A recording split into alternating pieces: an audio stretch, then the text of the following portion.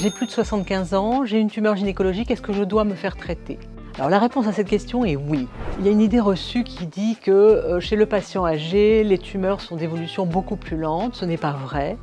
Il n'y a pas d'âge pour se faire traiter. L'âge chronologique est tout à fait différent de l'âge physiologique et notre travail, ça va être de vous traiter en fonction de votre âge physiologique, c'est-à-dire l'âge qu'a votre organisme, de façon à ce que notre traitement ne soit pas trop toxique ni n'aggrave pas votre condition générale. Quelles sont les différences de prise en charge pour les patients de plus de 70 ans ou de plus de 75 ans?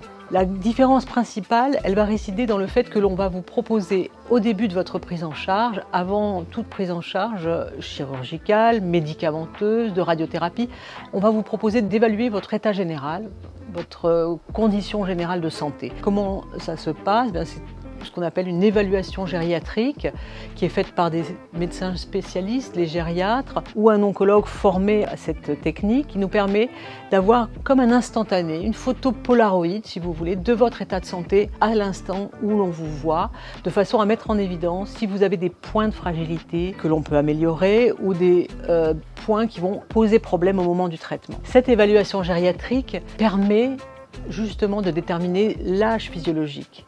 Et cet âge physiologique n'a rien à voir avec l'âge chronologique, c'est-à-dire l'âge lié à votre date de naissance. Une fois cette évaluation gériatrique réalisée, elle permettra de mettre en œuvre des soins de support adaptés, de corriger ce qui peut être corrigé, d'anticiper les éventuelles problématiques que pourront entraîner vos traitements. Qu'est-ce qui différencie une personne de plus de 75 ans d'un adulte normal ? Ce qui différencie un patient âgé, entre guillemets, c'est sa capacité de récupération. Elle est inférieure à celle d'un adulte normal et c'est cela que nous devons prendre en compte au moment de votre traitement. Et comment le faire? En majorant les soins de support dès le début de la prise en charge et dès le début du traitement ou dès la prise en charge chirurgicale. Ces soins de support, ils vont permettre de prendre en charge la nutrition, d'éviter que s'installe une perte de poids ou au contraire de corriger une perte du poids si celle-ci a déjà eu lieu. Une évaluation sociale va nous permettre d'anticiper les aides au domicile pour vous aider au maximum pendant tout votre parcours de soins. On sait que les patients âgés sont souvent plus isolés que les patients plus jeunes et cela c'est une dimension très importante à prendre en compte dans la prise en charge. Et puis en fonction des résultats des prises de sang en particulier, on verra s'il faut adapter les doses de traitement de chimiothérapie par exemple en fonction des capacités de votre organisme pour la prise en charge.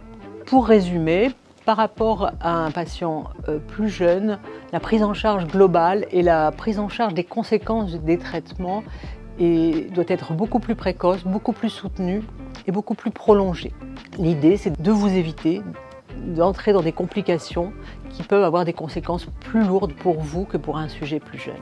Que dois-je faire si on me propose de rentrer dans un essai thérapeutique ?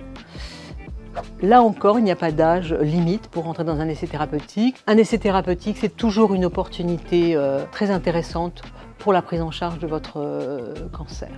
Comment peut-on résumer l'approche en direction des patients âgés? Bien, je la résumerai en 3 mots qui sont l'évaluation, évaluation de l'état de santé global, l'anticipation des effets secondaires et des éventuelles toxicités qui peuvent entraîner les traitements, et la prise en charge globale avec l'ensemble des intervenants, nutritionnistes, infirmiers, coordinateurs, assistants sociaux, psychologues, oncologues, chirurgiens et radiothérapeutes autour de vous pour vous prendre en charge et vous procurer un parcours de soins le moins toxique et le plus efficient possible.